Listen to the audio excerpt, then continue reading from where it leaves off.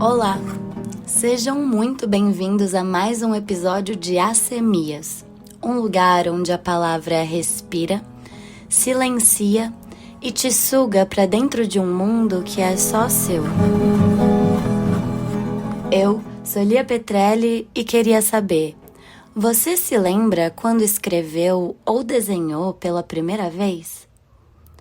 Eu me lembro do desenho. O primeiro momento em que tive contato com o desenho foi por causa do meu avô, que é convidado desse episódio. Eu nem vou contar para você com o que ele trabalhava, porque daqui a pouco ele mesmo vai dizer. Mas eu quero te contar que a minha vontade de desenhar surgiu a partir de um quadro que até hoje está pendurado no canto esquerdo da sala de estar da casa dos meus avós. Durante a infância, eu passei muito tempo por lá. E a imagem daquele quadro me deixava em estado de maravilhamento completo. É assim, uma paisagem campestre. E ali, pintada, tem uma casinha laranja à margem de um rio que corre. Uma ponte atravessa o rio atrás de uma árvore vermelha, que está posicionada em pé, bem de frente para a casa. Outra árvore, bem maior do que a primeira, toma conta do canto direito quase todo, deixando só um pedacinho da montanha e do céu azulado à mostra. No centro do quadro, tem uma casa maior, que aparece lá longe sobre a planície.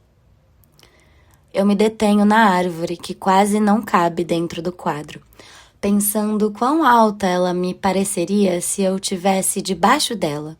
Quantas ramificações segurariam as folhas que estão ali, no mais alto? Certo dia eu falei, ô vô, você me ensina a desenhar essa árvore? Ele então, pacientemente, se sentou no chão, do meu lado. Na época, uma mesa de madeira escura ocupava o centro da sala. Hoje, essa mesa está debaixo da escada. O meu vô pegou o lápis, afiou com o estilete e me mostrou de onde partia a construção do desenho.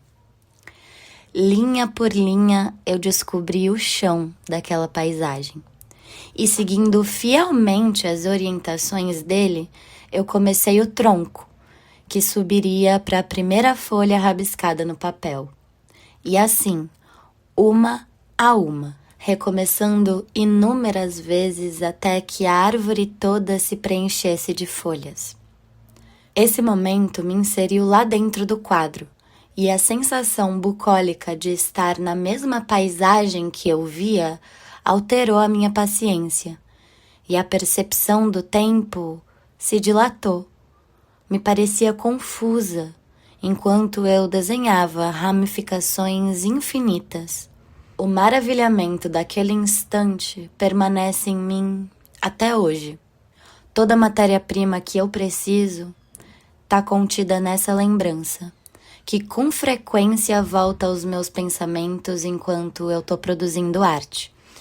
É claro que muitos anos se passaram desde essa memória, mas saber que eu escolhi uma árvore que respira até agora dentro de mim para entender o que é o desenho me faz sorrir pro nada toda vez que essa memória me invade. Eu me lembro dos minutos intermináveis e o quanto algumas vezes eu pensei em desistir. Mas o meu vô ficou me lembrando que as linhas do desenho são o que trazem o espectador para perto. E a meditação que eu me permiti sentir naquele dia guia tudo o que eu faço até hoje. Isso porque a busca pelo silêncio é uma das pesquisas que mais me intrigou durante muito tempo. Quando eu encontrei a escrita sêmica, quando eu ainda estava no 3º semestre da graduação em artes visuais, eu buscava principalmente calar os meus pensamentos. Hoje não é mais isso que eu procuro, mas essa técnica é o que me ajuda todos os dias a entrar num estado meditativo. A escrita sêmica procura a menor unidade de significado e por assim ser, ela elimina as palavras da equação da escrita. O que sobra, então, é o gesto e a intenção das linhas que a gente produz na superfície. Isso quer dizer que as palavras não importam tanto assim na matéria da minha escrita. Me importa só que a minha mão se mova rápido o suficiente para que os movimentos delas consigam expurgar o tanto de coisa que eu penso. Antigamente, eu sentia mais aflição de ter tanto pensamento junto, eu preciso confessar. Mas hoje eu entendo que o pensamento é na cabeça. E conforme eu fui estudando meditação, eu aprendi a observar como eles passeiam pelo ar. As linhas continuam, sempre, sendo trabalhadas e retrabalhadas até que elas cheguem no resultado estético que mais me agrade. Dentro da minha linguagem e dentro do que eu aprendo todo dia a comunicar para o outro, tendo plena consciência de que o que eu faço vai chegar em um leitor de uma forma completamente única, em outro leitor de outra forma, também completamente única. Bom, é assim que eu introduzo para vocês o meu avô, Egas Cominato. Não sei, a gente vai falando. Depois eu edito. Porque não tem nada interessante, viu? Não, imagina. Não tem nada. Como é que você aprendeu a escrever com pena? Não, eu tenho um livro aí, deve estar lá em cima, guardado. É espanhol. Chama Speedball. E lá é dessa grossura assim, mas é só com escritas, tudo que é jeito. Gótica, tudo. E a pena, bico de pena, tudo. Você aprendeu sozinho? Eu aprendi sozinho, olhando lá e tal. Ah, é? É. Você tinha quantos anos? Uns 20 por aí. Acho que sim, né? Você já fazia aqueles desenhos lá? Foi nessa época, né? Que eu fiz aqueles desenhos lá. E qual que era? Você fazia pro jornal? Não, pro jornal não era desenho. Pro jornal eu fazia propagandas, mas não tem nada a ver com desenho. Não? Não. Por exemplo, o cara queria fazer uma propaganda no jornal desse telefone aqui. Aí você fotografava o telefone, mandava para uma empresa fazer um troço chamado clichê. Já ouviu falar disso aí? Já. Clichê é tipo de um carimbo, só que ele é de metal. Então a empresa lá, acho que deve fazer até hoje. A empresa fazia o clichê e eu fazia as mensagens, né? Você colocava os tipos assim? Tinha um troço que chamava letra 7. Já ouviu falar? Então com letra 7 fazia: atenção, novo celular, não sei quanto giga, não sei o que lá, serve para isso, serve para aquilo, para lá. Aí você perguntava para o cliente qual o tamanho que ele queria. Que no jornal vende, acho que vende até hoje, por coluna, que é a largura, né? E por altura. Quando você lê jornal, não sei se você percebe, é escrito tudo em coluna, assim, o jornal, né? Sim. Então, aquela coluna tem uma medida, viu? Então o cara queria, vamos dizer, 2 colunas por 15 de altura. Aí você pegava todas as especificações, mandava para o jornal e o jornal publicava. Você fazia o clichê ou o texto? Não, o clichê a empresa fazia, porque eu não tinha condições de fazer. Mas o desenho era seu? O desenho, não era desenho, era... O carimbo? Foto. Aí você desenhava, tirava foto, tudo e mandava pra eles? Você podia fazer com desenho também, né? Sim, porque aqueles desenhos lá do liquidificador, do batom, isso. Era pra isso, não era? Era pra isso. Você podia fazer com desenho também. Porque antes do clichê, principalmente nos Estados Unidos, essas propagandas eram feitas tudo com desenho. Sim. Entendeu? Depois que começaram a fotografar, como eu falei agora e tal, né? Mas era tudo com desenho. Os caras desenhavam e depois o processo era o mesmo. E demorava um tempão, né? Depende do desenho, né? Sim. Se fosse um desenho mais simples, não demorava muito. Aí pegava o desenho e fazia aquele processo. Você fazia o layout do jeito que você queria, mandava fazer o raio do clichê, porque sem o clichê não dava para o jornal estampar. Porque o jornal ele tem umas máquinas, né? Tudo máquina. Eles põem o clichê lá e tal e né? Saía tudo impresso. Pela foto eles faziam o clichê.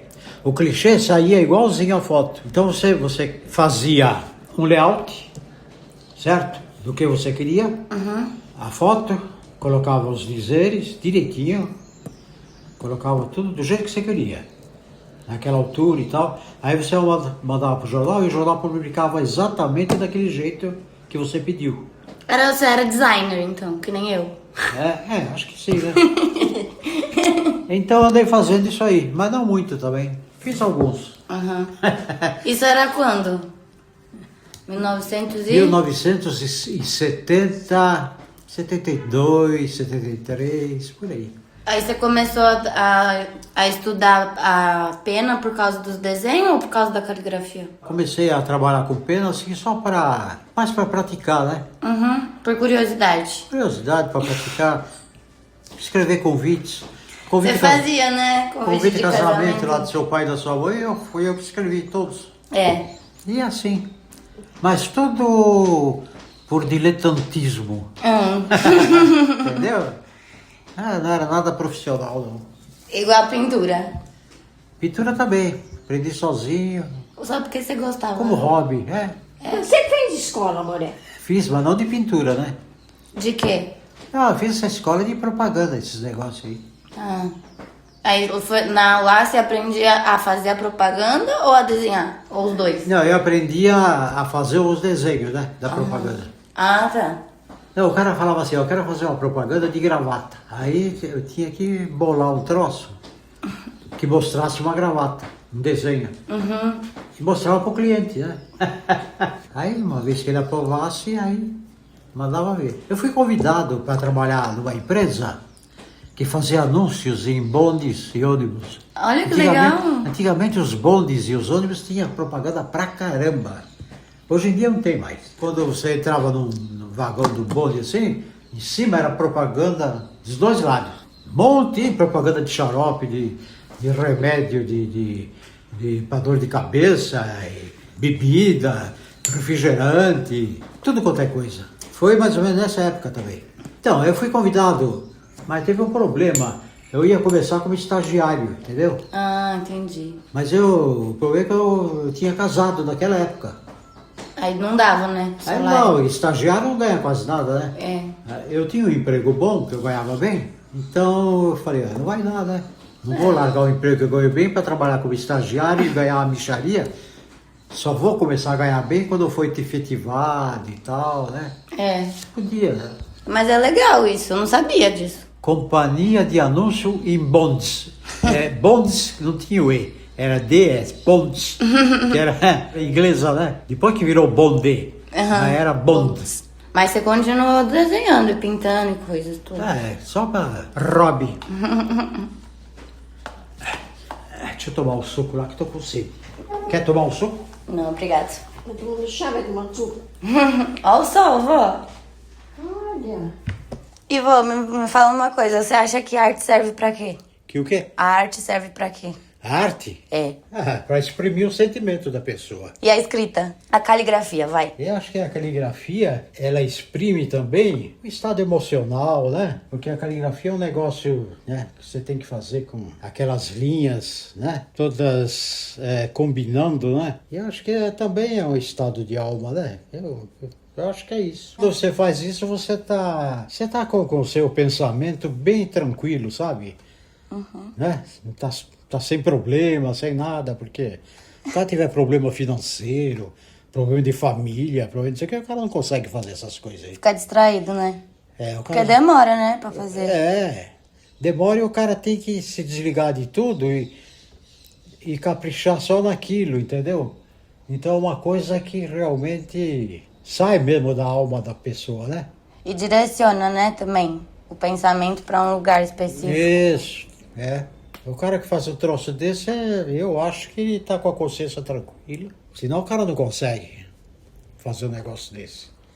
Então tem que estar bem calmo, bem tranquilo. É um estado de talvez relaxamento, coisa que valha, né? Encantamento também. Encantamento, pode ser. Fazer bruxaria.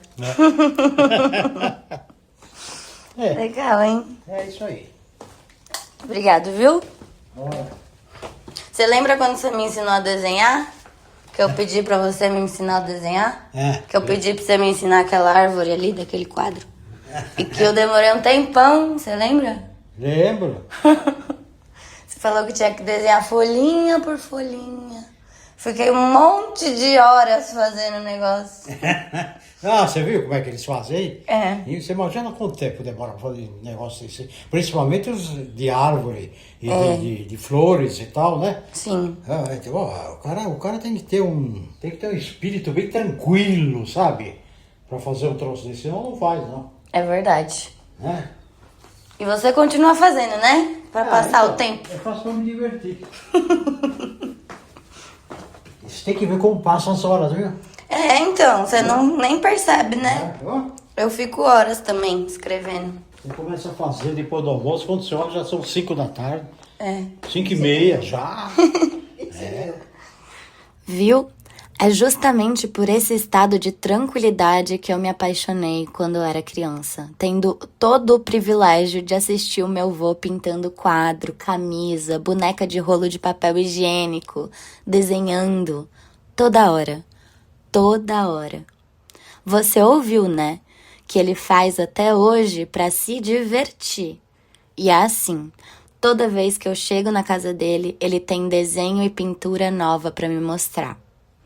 A arte, além de ser matéria brincante, também é coisa que ajuda a cabeça a permanecer crescendo, atenta e forte.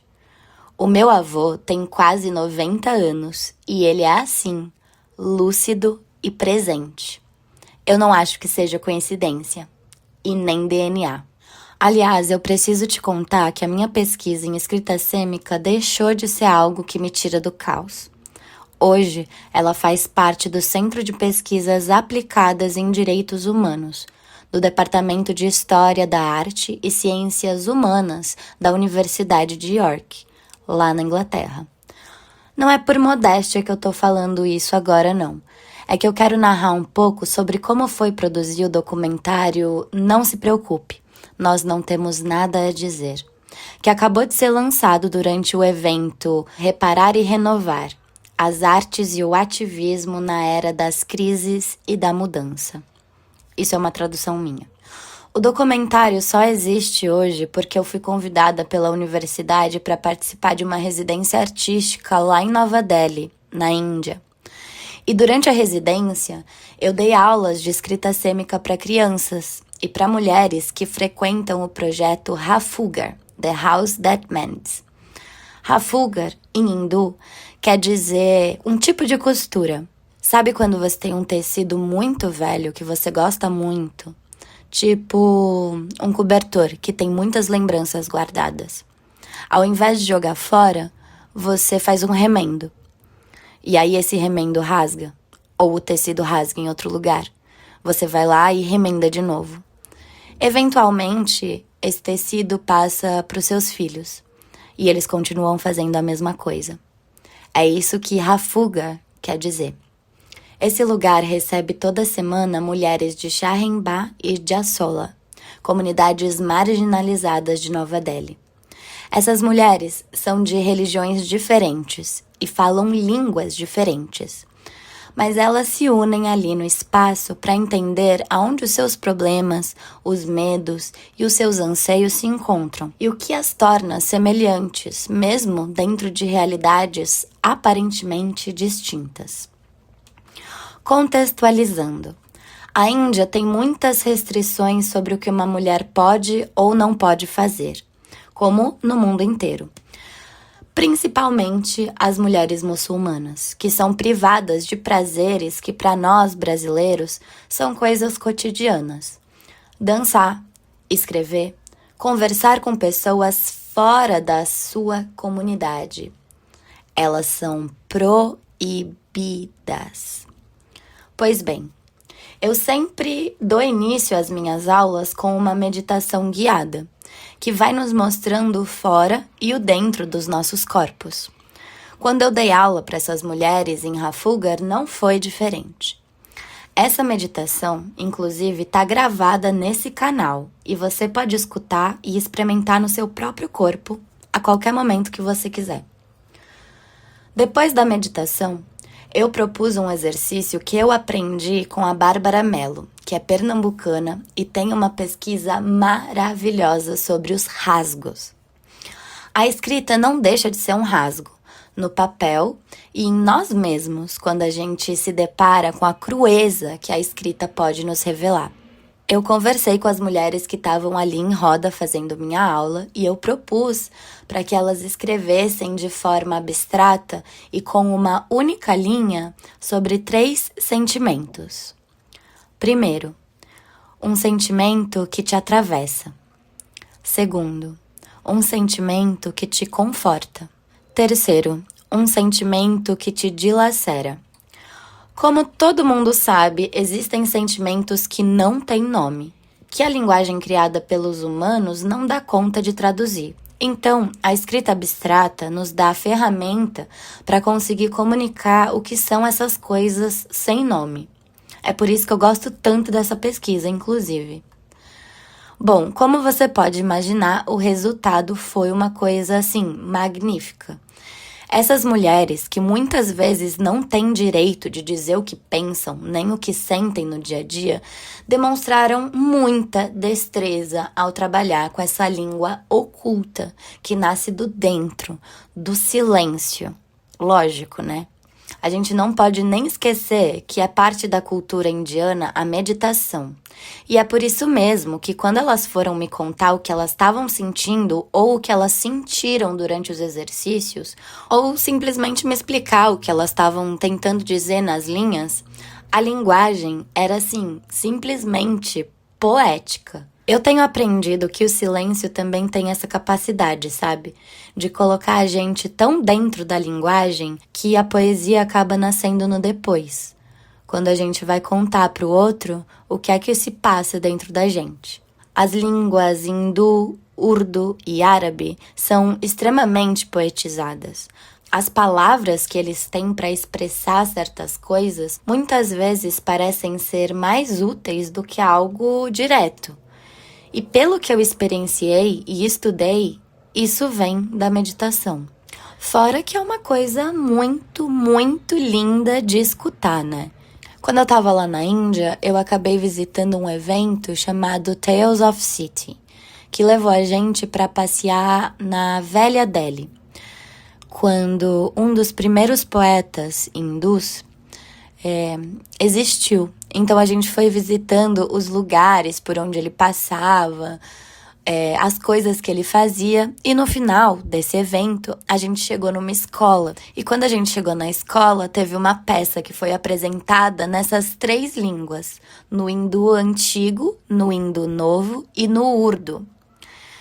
O marido da Pooja Dingla, que me recebeu lá na Índia, ele fala todas essas línguas, o que é muito bom para quem mora lá, porque tem realmente várias línguas diferentes. E ele falou que ia traduzir a peça, enquanto a peça estava acontecendo. Tava eu e a Emily Flower, que fez comigo o documentário. A gente estava nessa residência artística juntas.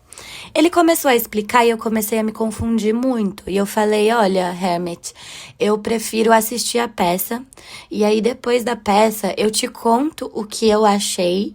E aí você me fala se tá certo ou não. Cara, eu entendi a peça inteira. Quando eu fui falar com o Hermit, eu entendi tudo, e eram 3 línguas completamente diferentes. Mas o gesto que os atores faziam no palco, as músicas que eles começavam a tocar nas cenas, tudo me levava para aquele passeio que eu tinha acabado de ver. E mesmo que fosse pura poesia, né? Eles estavam interpretando poesias desse cara, que eu esqueci o nome, infelizmente. Eu consegui entender tudo, mesmo que eu não tenha entendido a poesia em si, eu entendi o contexto daquilo tudo. E como eu tava escutando 3 línguas que eu não conhecia e não tinha nenhuma familiaridade, pra mim foi assim, estado puro de poesia sonora. Eu mergulhei completamente naqueles sons que, ora, remetem um pouco ao português, eu tenho que ser sincera. Ai, onde é que eu tava mesmo? No final da aula. Bom, no final da aula, algumas mulheres, elas vieram me contar que um dos maiores sonhos delas era ter um diário, mas que elas nunca sequer cogitaram ter um diário em casa, por medo que os maridos, os filhos ou a família lessem e repreendessem elas por ter jorrado tudo aquilo em algum lugar. Agora, finalmente, ter um diário me parece uma coisa possível. Foi o que uma delas me falou e é óbvio que eu chorei com isso, né? Eu sou uma pessoa super emotiva, até com comercial eu choro. Imagina escutar isso saído da boca de uma pessoa que experimentou um exercício que eu mesma criei. Assim, é um estado de delícia, sério, não tem outra palavra para expressar isso. Bom, além de dar aula para mulheres e para crianças, eu também fui convidada para dar aula para estudantes e professores de artes visuais. E, de novo, eu escutei o quanto isso, rabiscar esteticamente ou não um papel, é revolucionário. Aparentemente, na Faculdade de Artes da Índia, o foco principal das artes são artes religiosas. A gente compreende o porquê, né? Mas não deveria ser alguma coisa revolucionária, sabe? Devia ser um direito de todo mundo. Na Universidade de York, inclusive, é justamente essa a premissa do grupo de pesquisa que eu participo. Os direitos humanos deveriam, sim, englobar a prática artística como um direito universal e possibilitar que todos os seres humanos tenham acesso à arte, para a expansão emocional, racional e de comunicação. É a subjetividade humana que cria relações e que cada dia que passa, a gente vê a nossa subjetividade ser desmantelada na nossa frente. No online, na agressividade da nova comunicação intermediada por aparelhagem perversa que vai destruindo nosso senso de troca. Juro, isso é uma das coisas que mais me tira do sério. Mas tudo bem, né? Isso é um tema para outro episódio. Mas isso, eu quis contar para vocês sobre tudo que eu vivenciei, ou quase tudo, porque apesar de parecer que rabiscar é um ato comum e cotidiano, na verdade, ele carrega muito mais do que isso. Rabiscar traz para perto a possibilidade de extravasar certas coisas que não têm nome, só tem sensação e sentimento. As crianças de Nova Delhi me contaram sobre como elas gostariam de poder rabiscar durante a aula e sobre como foi bom poder rasgar um papel sem levar bronca. Elas me falaram sobre como elas se sentiram pela primeira vez mais leves por terem conseguido colocar ali no papel toda a frustração que é não poder dizer exatamente o que elas pensam, exatamente como elas se sentem, de poder revelar ao indizível tudo o que as corrói por dentro. Isso não tem preço, sabe? Conseguir apresentar ferramentas possíveis a pessoas que se sentem encarceradas dentro de si mesmas. Quando eu decidi começar a dar aula, eu nunca imaginei que eu ia chegar nesse lugar. Mas eu preciso admitir que eu só comecei a criar uma metodologia acessível porque eu mesma, quando descobri a escrita sêmica, me sentia exatamente desse jeito. Presa dentro de mim mesma, incapaz de dizer ao outro tudo o que eu sentia, tudo que passava pelo meu corpo, pela minha cabeça, pelo meu coração. Depois de muitos e muitos anos, quase 30 anos da minha vida, eu finalmente aprendi a falar, a dizer. Mas o começo de tudo foi o silêncio, que para mim é a parte mais essencial da criação humana. É como me disse certa vez um professor: presta atenção no ócio, é dele que as coisas nascem. Se não existe tempo para o descanso, a mente não vai ter tempo para produzir nada de novo. E é exatamente isso. Muito obrigada por me escutar até aqui. Em breve eu devo fazer um lançamento aqui no Brasil, nacional, para poder mostrar para vocês, mais de pertinho, tudo que a gente produziu enquanto estava na Índia. Eu te desejo um ótimo final de ano e em breve a gente se encontra outra vez. Um beijo. Esse podcast foi gravado aqui no meu quarto ateliê. A trilha sonora é de Felipe Ignatius. A distribuição e o apoio é da Function FM e sua, se você quiser me ajudar.